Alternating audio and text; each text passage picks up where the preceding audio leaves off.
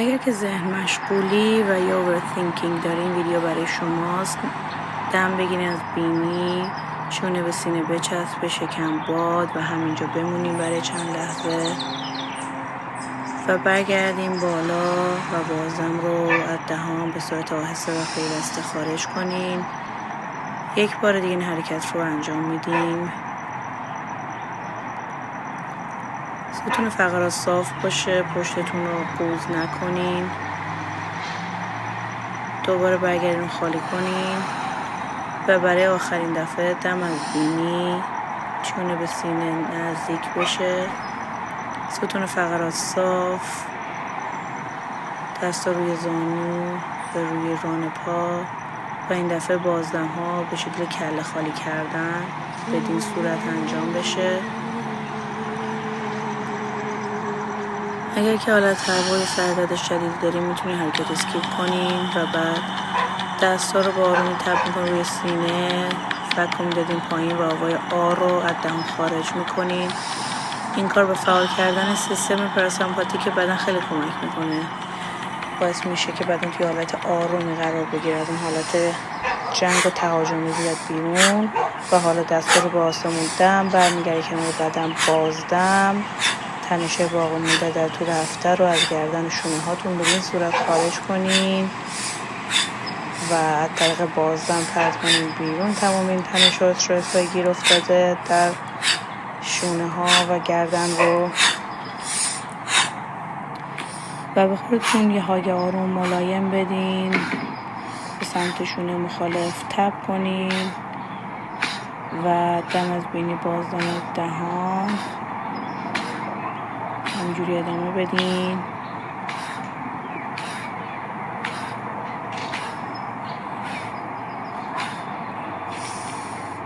اون یکی دست مخالف رو بکشین به سمت جلوی بدن، دم بگیرین، نگه دارین برای چند ثانیه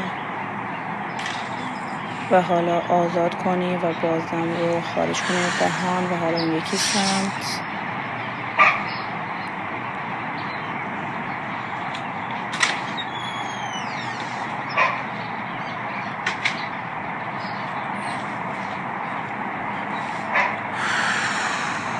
بازدم ها دهان خارج بشه.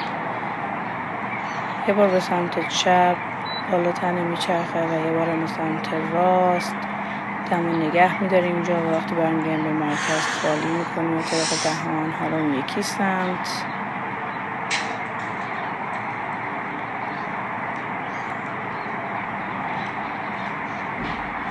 خیلی عالی. برگردیم سمت مرکز خارج کنیم، میریم تو حالت بارافلای پوز یا همون پروانه، کف پا رو برمی چسبونیم، ستون فقرات صاف، دم میگیریم و زانو رو به شکل بالهای پروانه بالا پایین میکنیم. به این صورت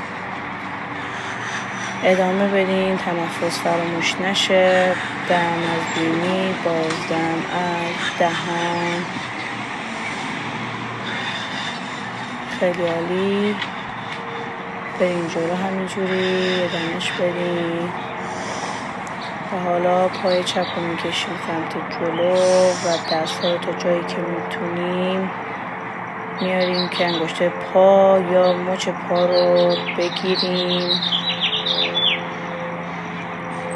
پشتتون رو قوز نکنین. اگر که انگشت پا نمیشه روی مچ پا یا زانوی پا رو بگیرین. مهم اینه که حرکت انجام بدین. ممکنه اولی سخت به نظر بیاد ولی با تمرین راحت تر میشه. انجامش بدین، حتی شده خیلی کم، ملایم. به بدنتون گوش بدین تا جایی که میتونین بدن رو بکشین و کم بدن آماده میشه برای کشش های بیشتر. میریم توی تیبل تاپ پوز و پای راست به سمت عقب بالا کشیده میشه و حالا یکی پا دم بگیریم، نگه داریم و خالی. بریم توی کت کاو، قربه گاو. پشت رو خم کنیم، دم بگیریم و برگردیم کله سمت بالا، بازدم. خیلی عالی. همینجوری ادامه بدیم. و میری توی داونورد داگ یا سگ سرپایین، پاها رو زده پدالی بالا پایین کنیم، رو نرمشش میدیم و میشیم برای پلانک یا تخته، بعدم توی خط صاف و بعد میریم توی حالت کوبرا. پایین تنه میاد به مت میچسبه، سینه ها صاف و باز، کله رو به بالا. دوباره بعد میگردیم سگ سرپایین یا داونورد فیسینگ داگ و بعد میریم توی مالاسانا یا همون سکوات. پاها رو به ترتیب میاریم به زمین نزدیک میکنیم و حالا اون یکی سمت تنفس فراموش نشه. دم و بازدم های آروم و پیوسته از بینی و دهان.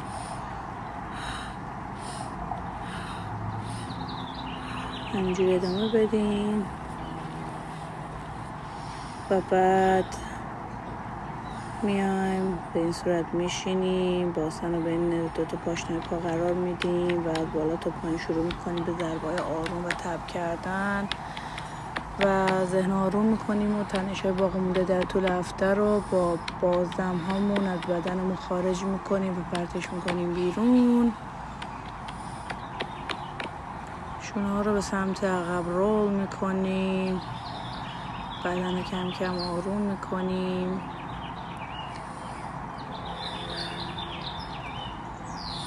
بریم برای آخر تمرینمون. بیایم توی حالت ایزی پوز میشینیم. قبلش توی حالت ایزی پوز یا همین حالتی که هستیم کله رو سمت عقب بکشونیم، دم بگیریم و بازدم ها رو به شکل کله خالی کردن انجام بدیم. یک بار دیگه دم بگیرین، کله رو به سمت عقب تا جایی که میشه بکشونین. نگه دارین همینجا دماتون رو و خالی بکنین.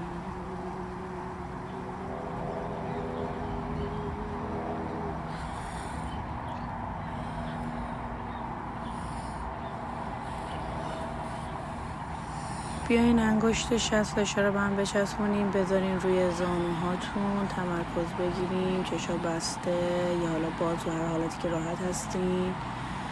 از نوک انگشت پاتون تا به بالا همینجوری بدن انالایز بکنین. هر جا تنش و گیر افتادگی یا استرسی رو احساس میکنین با بازدماتون به بیرون خالی بکنین. این تنفس ها معجزه است.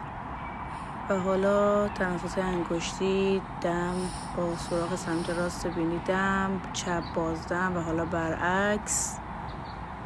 به تعادل برقرار کردن بین دو نیم کره مغز خیلی کمک میکنه و ذهن آروم میکنه از هرچی فکر و خیال و اوورثینکینگه.